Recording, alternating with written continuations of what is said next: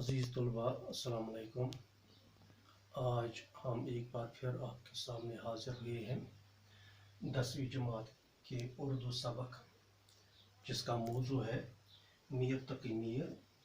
यानी आज हम मीर तकी मीर के हालात ज़िंदगी और उनके जो शायराना सलाहियत है उसके बारे में हम बात करेंगे। तो सबसे पहले मीर तकी मीर के जो हालात ज़िंदगी थे उसके मतलब पढ़ेंगे। मीर तकी मीर का असली नाम जो था वो था मोहम्मद तकी। यानी मोहम्मद तकी असली नाम था मीर तकी मीर का। मीर उनका तखल्लुस था मीर। 1722 ईस्वी में मीर तकी मीर आगरा में पैदा हुए, यानी उत्तर प्रदेश के शहर आगरा में वो पैदा हुए। आपके जो परदादा थे वो हजाज से आकर अहमदाबाद गुजरात में उन्होंने क़याम किया। यानी सबसे पहले वो जो मीर तकी मीर के परदादा थे हिजाज से आकर अहमदाबाद गुजरात में उन्होंने क़याम किया। आखिर अकबर आबाद आगरा में मुस्तकिल सुकूनत इख्तियार की। यानी कि आखिर पर उनका ख़ानदान आगरा के अकबर आबाद इलाके में उन्होंने आकर मुस्तकिल सुकूनत इख्तियार की। वहाँ पर मीर तकी मीर के वालिद का नाम मोहम्मद अली था। मोहम्मद अली था उनके वालिद का नाम, जो अली मुत्तकी के लक़ब से मशहूर थे। यानी उनका भी अपना एक लक़ब था, यानी कि वो अली मुत्तकी उनका वो लक़ब था, उसी नाम से वो मशहूर थे। मीर ने इब्तदाई तालीम अपने वालिद और सईद अमानुल्लाह से हासिल की। यानी जो मीर तकी मीर की इब्तदाई तालीम हुई थी वो उसको अपने वालिद और सईद अमानुल्लाह से हासिल हुई। लेकिन अभी मीर तकी मीर कम सिनी थे, कम उम्री में थे कि उनके वालिद का इंतकाल हुआ। और इसी कम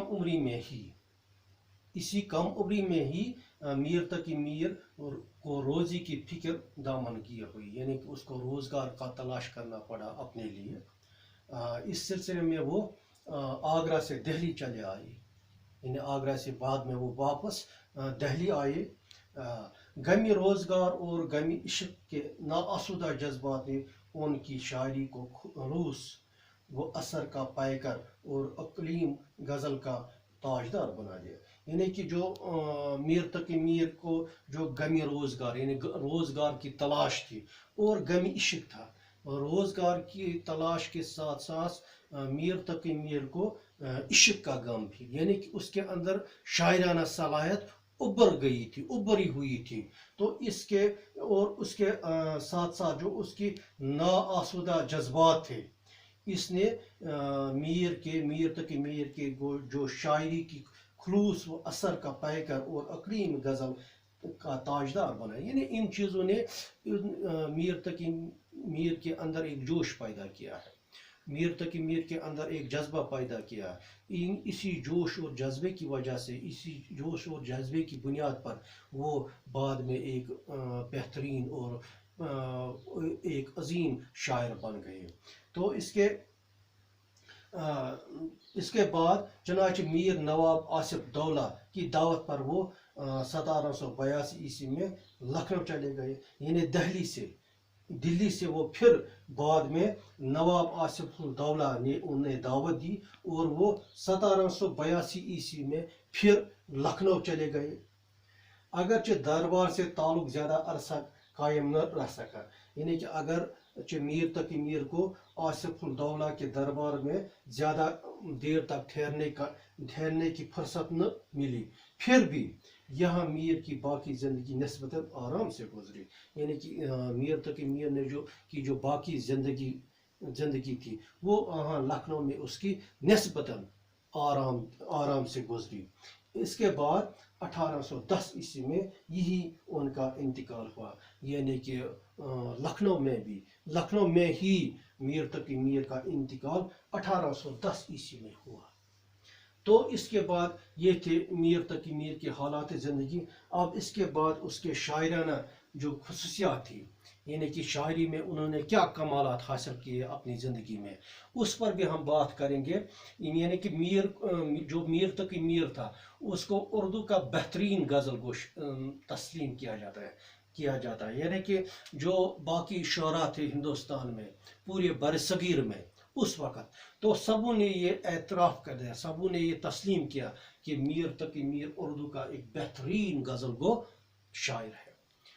मीर के बाद, यानी मीर तकी मीर के बाद आने वाले हर बड़े शायर ने उनकी अजमत का एतराफ़ किया।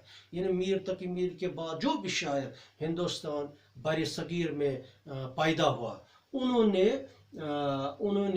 जो इस मीर तकी मीर की वो जो शायराना सलाहियत थी, जो उनकी अजमत थी, जो वो एक बुलंद पाए के शायर थे, उसका एतराफ़ किया। सभी शायरों ने, बाद में आने वाले सभी शायरों ने इस बात का एतराफ़ किया नहीं कि वाकई मीर तकी मीर एक अजीम शायर गुजरे हैं।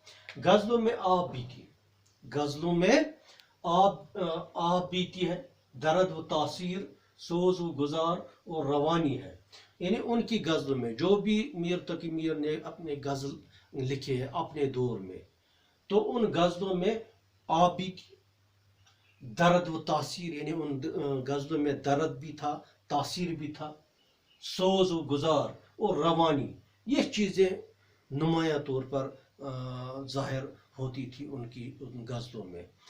तो खुद भी, यानी कि मुख्तलिफ गज़लों में मीर तकी मीर खुद भी रोते थे और दूसरों को भी रुलाते। यानी ऐसी बहुत सारी गज़लें मीर तकी मीर ने लिखी हैं, जिनको सुनकर, जिनको पढ़कर बहुत सारे लोग रोते भी थे और रुलाते भी थे। गज़ल के लिए उनकी तबीयत और अंदाज नहायत ही मौजूद था। यानी गज़ल गो, यानी कि हर एक शायर ने उसे तस्लीम किया बहैसियत गज़ल गो शायर। तो उनके गज़ल के लिए उनकी तबीयत और अंदाज नहायत, यानी कि गज़ल वो बेहतरीन अंदाज में पेश करते थे, इसीलिए इन्हें शहनशाही गज़ल कहते थे। यानी बरसगीर में उनकी गज़ल जो उन्होंने लिखी, उनको देखकर तमाम जो अदीब थे, शुअरा थे, उन्होंने उन्हें शहनशाही गज़ल के नाम से पुकारा। यानी कि वाकई तो शहनशाही गज़ल है ये मीर तकी मीर। मुकाबले रशीद अहमद सिद्दीकी, गज़ल शायरी की आबरू है और मीर गज़ल के बादशाह है। यानी गज़ल जो है ये ओवरऑल जो शायरी है, तो उसकी आबरू है, उसकी इज्जत है गज़ल। तो उन्होंने, रशीद अहमद सिद्दीकी ने गज़ल शायरी की आबरू है, यानी उन्होंने कहा कि गज़ल तमाम शायरी की एक आबरू है, इज्जत है, और मीर गज़ल के बादशाह है। तो और जो ये गज़ल है, इस गज़ल के बादशाह मीर तकी मीर है, ये रशीद अहमद सिद्दीकी ने कहा अपने दौर में। मीर के गज़लों के 6 दीवान उर्दू अदब में एक नादिर नमूना है। यानी कि अपने दौर में मीर तकी मीर ने 6 गज़लों के 6 दीवान, 6 मजमुए तैयार किए, 6 मजमुए लिखे हैं, और इन 6 मजमू 6 दीवानों को उर्दू अदब में एक नादिर नमूना समझा जाता है, एक नायाब नमूना समझा जाता है। आज भी मीर की शायरी अपनी पूरी ताजगी और शरीयत के साथ मकबूल आम है।